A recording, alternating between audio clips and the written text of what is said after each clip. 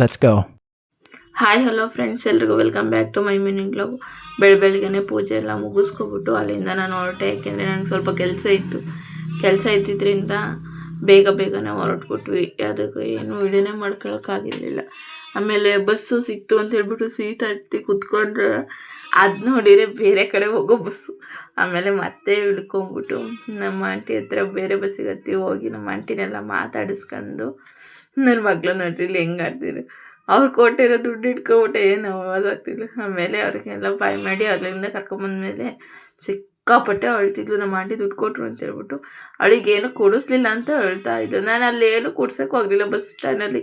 ಅಲ್ಲಿಂದ ಮತ್ತೆ ಬಸ್ ಸಿಗುತ್ತೆ ಮತ್ತೆ ಇದು ಮಾಡಿ ಕಾಯಬೇಕು ಅಂತೇಳಿ ಅಲ್ಲಿಂದ ಬಂದವರೆ ನಮ್ಮ ಮನೆಯವ್ರು ಬಂದಿದ್ರು ಅರಸೀಕೆರೆಗೆ ಬರೋ ಅಷ್ಟೊತ್ತಿಗೆ.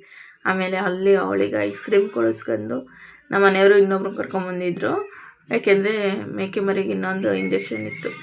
ಆಮೇಲೆ ಅದನ್ನೆಲ್ಲ ತಗೊಬಂದಾದ್ಮೇಲೆ ನಮ್ಮ ಮನೆಯವ್ರು ಏನೇ ಮಾಡಿ ಪೂಸಿ ಮಾಡಿದ್ರು ಐಸ್ ಕ್ರೀಮ್ ತಿನ್ನೋಕೆ ಬಿಡಲಿಲ್ಲ. ಮಾತ್ರ ಅವಳೇ ತಿಂದ್ಲು, ಬೇಡ ತಿನ್ಬೇಡ ಅಂತ. ಆಮೇಲೆ ನನಗೂ ಸುಸ್ತಾಗಿತ್ತು ಅಂತೇಳಿ ನಾನು ಒಂದು ಮಟ್ಕ ಐಸ್ ಕ್ರೀಮ್ ತೊಗೊಂಬಂದಿದ್ದೆ. ಆಮೇಲೆ ಬಂದವಳೆ ಸ್ವಲ್ಪ ಹೊತ್ತು ರೆಸ್ಟ್ ಮಾಡಿ ಎಲ್ಲ ಕೆಲಸನೆಲ್ಲ ಮುಗಿಸ್ಬಿಟ್ಟು ಅಲ್ಲಿಂದ ನೈಟು ಹೊರಟ್ವಿ. ಇಲ್ಲಿಗೆ ಅಂದರೆ ಮನು ಕನ್ನಡಿಗ ಇದ್ದಾರಲ್ಲ, ಅವ್ರ ಅಣ್ಣಂದು ಮದುವೆ ಇತ್ತು. ಅದಕ್ಕೆ ಅಲ್ಲೆಲ್ಲ ಮನೆಗೆ ಹೋದ್ವಿ ಬೇಗನೆ. ನನ್ನ ಫ್ರೆಂಡ್ ಜೊತೆನೇ ಹೋದ್ವಿ, ಇವನ ಜೊತೆನೇ ನಾವು ಹೋಗಿದ್ದು. ಅಲ್ಲಿಗೆ ಹೋಗೋಷ್ಟೊತ್ತಿಗೆಲ್ಲ ಶಾಸ್ತ್ರ ಮಾಡ್ತಿದ್ವು. ಶಾಸ್ತ್ರ ಮಾಡ್ಕೊಂಡು ಗಂಡನೆಲ್ಲ ಕರ್ಕೊಂಡು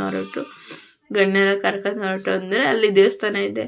ದೇವಸ್ಥಾನದ ಹತ್ರ ಮದುವೆ ಇರೋದು, ಅಲ್ಲೇ ಚೌಟ್ರಿ ಕೂಡ ನೋಡ್ರಿ. ಇಲ್ಲಿ ಹೋಗ್ತಿದ್ದಂಗೆ ಡೆಕೋರೇಷನ್ ಎಲ್ಲ ಸಕ್ಕತ್ತಾಗಿತ್ತು ಮಾತ್ರ. ಅದನ್ನು ನಾವು ಎಲ್ಲ ಒಂದು ರೌಂಡ್ ನೋಡ್ಕೊಂಡು ಅಲ್ಲೇ ಕಾಫಿ ಇಟ್ಟಿದ್ರು. ಕಾಫಿನೆಲ್ಲ ಕುಡ್ಕೊಬಿಟ್ಟು, ಏಕೆಂದರೆ ಸ್ವಲ್ಪ ಗಾಳಿ ಇತ್ತು, ಜಾಸ್ತಿ ಏನಿರಲಿಲ್ಲ.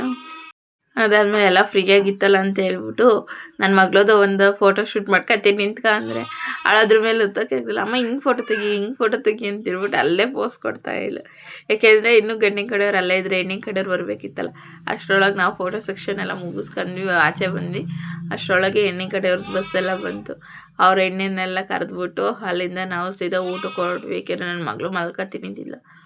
ಹೋಗಿ ಊಟನೆಲ್ಲ ಮುಗಿಸ್ಕೊಂಡು ನಾವು ಅಲ್ಲಿಂದ ಮತ್ತೆ, ಏಕೆಂದರೆ ಚೌಟ್ರಿ ಒಳಗಡೆನೇ ಏನೇನು ಶಾಸ್ತ್ರ ಮಾಡ್ತಾರೆ, ರಿಸೆಪ್ಷನಿಗೆ ಬೇರೆ ಕೂರಿಸ್ತಾರಲ್ಲ, ಬೇಗನೆ ಹೋಗ್ಬಿಡೋಣ ಅಂತ ಹೇಳ್ಬಿಟ್ಟು ಊಟ ಮಾಡ್ಕೊಂಡು ಅಲ್ಲಿಂದ ಹೋದ್ವಿ. ಹೆಣ್ಣು ಗಂಡನೆಲ್ಲ ರಿಸೆಪ್ಷನಿಗೆ ಕೂರಿಸಿದ್ರಲ್ಲೇ ನಾವು ರಿಸೆಪ್ಷನ್ ನೋಡ್ಕೊಂಡು ಅಲ್ಲಿಂದ ಸೀದಾ ನನ್ನ ಫ್ರೆಂಡ್ ಹತ್ರನೇ ಡ್ರಾಪ್ಸ್ ತಗೊಂಡು ಮನೆಗೆ ಬಂದು ಮಲ್ಕೊಂಬಿಟ್ವಿ. ಸುಸ್ತಾಗ್ಬಿಟ್ಟಿತ್ತು. ಇಷ್ಟ ಆಗಿತ್ತು ಇವತ್ತಿನ ಲಾಗ್. ಜೈ ಆಂಜನೇಯ.